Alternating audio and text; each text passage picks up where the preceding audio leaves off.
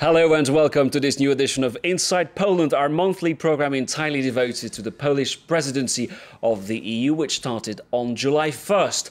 Now, the Euro 2012 Football Championships will kick off in Warsaw in June next year. Poland is hosting the tournament jointly with Ukraine, the first time it will have been held east of the former Iron Curtain. Now, the event is a wonderful opportunity for Poland to showcase its huge potential as a modern European nation. But how are the preparations for the Cup going? What will its impact be on the Polish economy? I'll put these questions to my guest in a moment. And at the end of the programme, we'll travel to Warsaw to meet one of the world's most famous film directors, Andrzej Wajda. But let me first introduce you to my two guests on this set, starting to my left with you, Bruno Drwęski. Hello and welcome. You're a professor at INALCO Paris. It's the National Institute of Oriental Languages and Civilizations.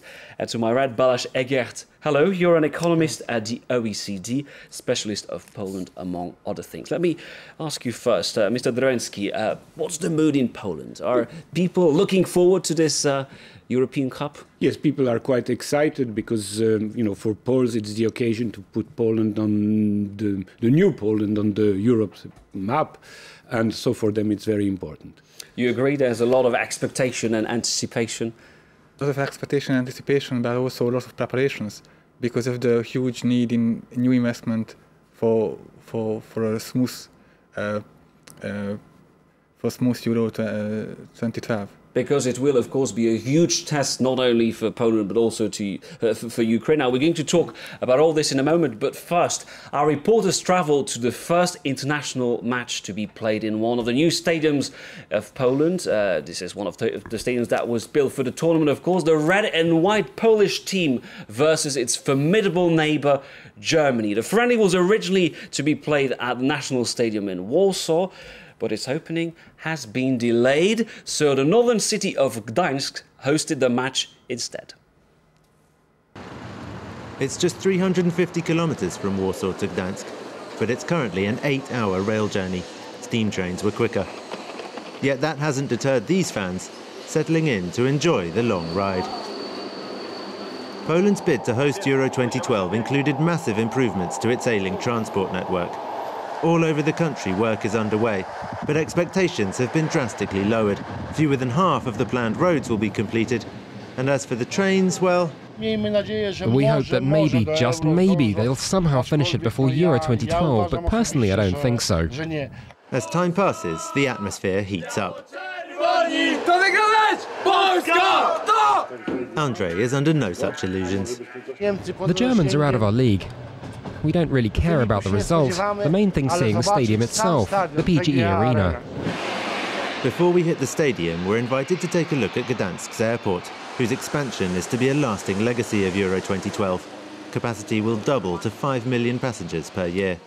Euro 2012 was one of the catalysts that accelerated the expansion of the airport. But really, this is an expansion that is designed to serve the population of the whole of northern Poland. The airport is named after Lech Wałęsa. But city authorities hope that Euro 2012 will be a chance to show that Gdańsk is about more than just the famous shipyards where the anti-communist leader started his revolt. Destroyed in the Second World War, the Hanseatic city has been restored. There were many more halls like this one, and most of them now house beautiful buildings, and this particular spot is destined for a hotel.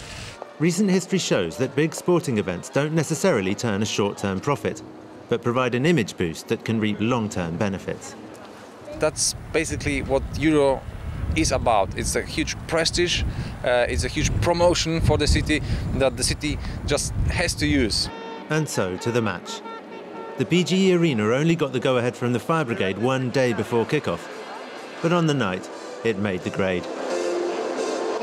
This stadium's fantastic. This is how it ought to be. A real modern stadium. There's nothing to be ashamed of. Nothing to be ashamed of. And it turned out the Polish team were nothing to be ashamed of either. Franciszek Smuda's men came within a whisker of beating Germany for the first time in their history. An injury-time equaliser killed that dream. But for Poland, even to draw with Germany was an outstanding result. This match will spread hope among Poles that we can hold our own even against the very best. And there's such a great atmosphere now around the team. It's just possible the biggest surprise of Poland's Euro could be the football itself. Mr. Drewensky, we saw the brand new stadium in Gdańsk. It looks good and things there look ready. But how about Warsaw? We know that the stadium is not ready yet. Should we be worried about these delays? Do you think everything will be ready on time? No, basically I think that it will be ready. The problem will occur rather with infrastructure problems with transportations and hotels, but not about sportive equipment. So you're confident about that, yes. Now, our reporter Gulliver Cragg spoke to Łukasz Surma. He's the captain of Lechia Gdańsk, the local team, and he's a former Poland international. Now, you see, he's quite confident that Poland will make it. A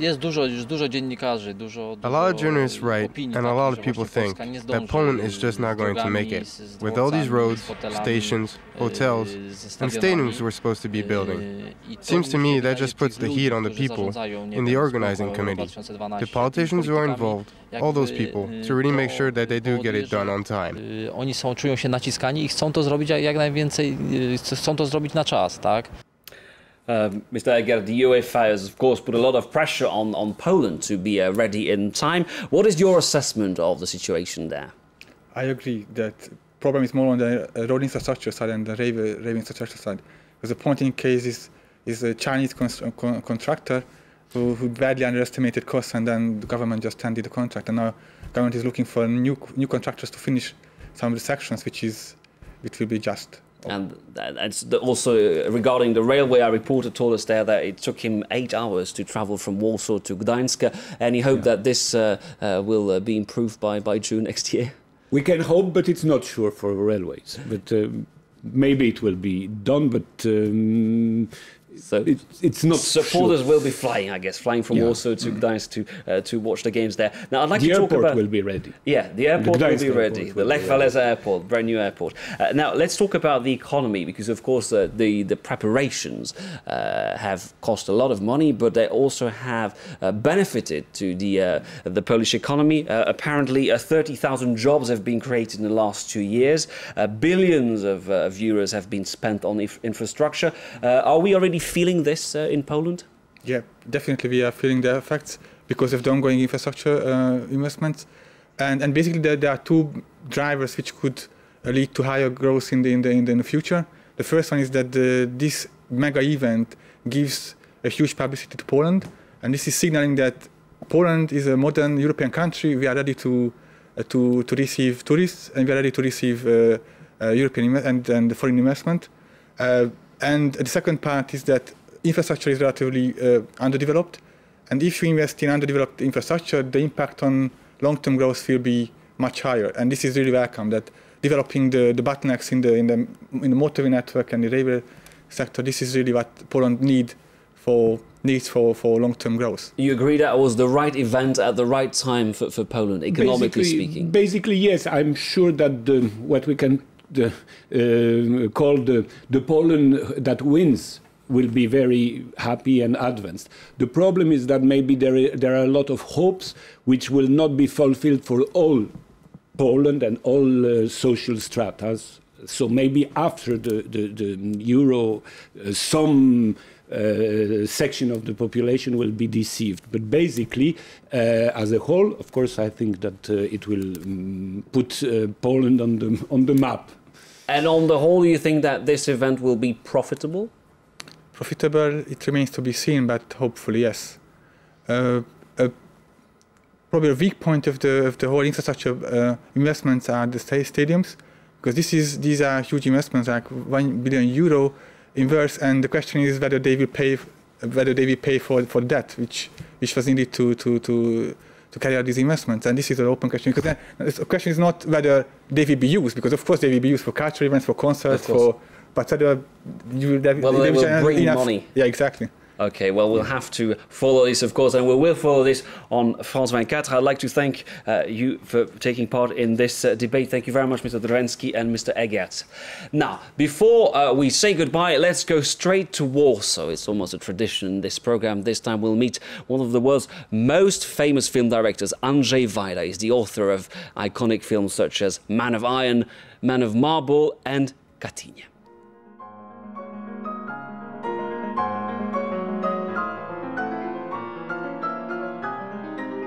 Andrzej Wajda, it's such a pleasure to meet you. You invited us to your School of Cinema in Warsaw. Your school is soon going to celebrate its 10th anniversary. I would like to ask you, what do you remember of this new experience in your career? To nie jest sytuacja kina państwowego, które było. We're no longer living in an era of state cinema. That lasted until 1989. Today, cinema needs private funds. It needs money from cinema goers for it to survive. These are two different universes. In the communist era, we had problems with censorship, to be sure. But we had film clubs, we had television clubs, and we helped our young colleagues.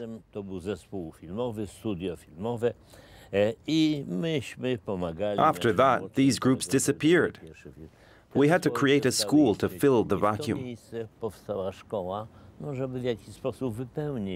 Andrzej Wajda, your next film will be a tribute to your friend Lech Walesa, the former dissident and head of Solidarność, the trade union which helped topple communism. How do you want Lech Walesa to be remembered? The biggest challenge is to create a screenplay in which Lech Walesa's sense of humor, his intelligence, and his formidable political intuition come across. Imagine, the first time I went to see him, it was when he was in the middle of negotiations at the shipyards in Gdansk.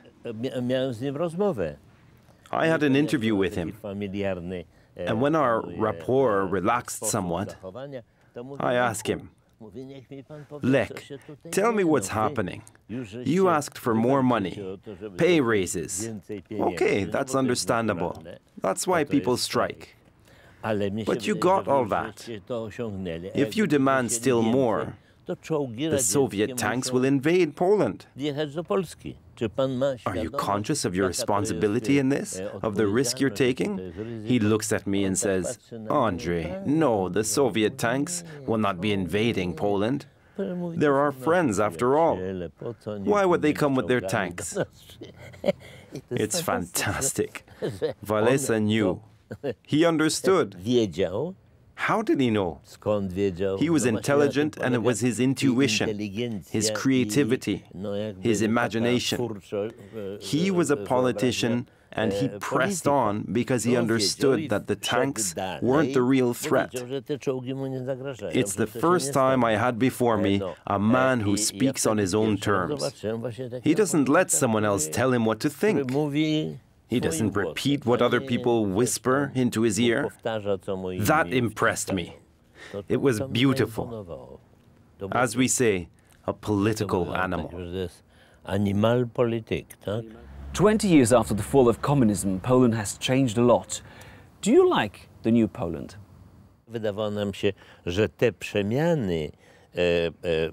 We artists had expected political change to be faster. Now, economic change has progressed more quickly than the evolution of the Polish mindset. As it turns out, Poles continue to function in the same way they did in the communist era. That system lasted for decades, and they still behave like they did then, where the best thing was to do nothing, to not get involved, to not protest against anything, or even express their opinion. So, unfortunately, a lot of people have fallen back into the old way of doing things. Now the new system requires more energy. The change in mentality is taking longer than expected. But luckily, the most important decisions have already been taken. We're a member of NATO, and we've joined the European Union.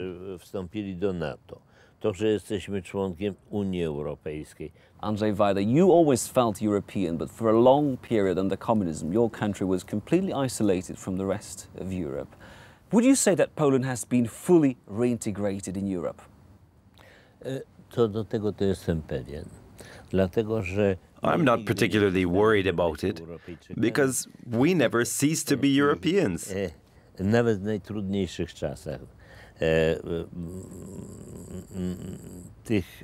Even during the most difficult periods of communism, we watched what happened on the other side of the Berlin Wall. That's where our viewers were, where the films that we loved were created, and where filmmakers that we loved would speak to us through their films. It's by watching the other side, watching Western society, that we experienced our greatest artistic emotions. One could say that Poland has rediscovered its roots, because Poland's origins are rooted in Christianity. It was brought in from the West, not the East. In the same way, Latin was introduced. The Soviets never succeeded in assimilating us into the East, or in co-opting us into adopting the Eastern mindset. Andrzej Wajda, thank you so much for talking to us and sharing your view on Polish cinema and Polish culture. Thank you for watching this edition of Inside Poland. From all of us here in Warsaw, goodbye.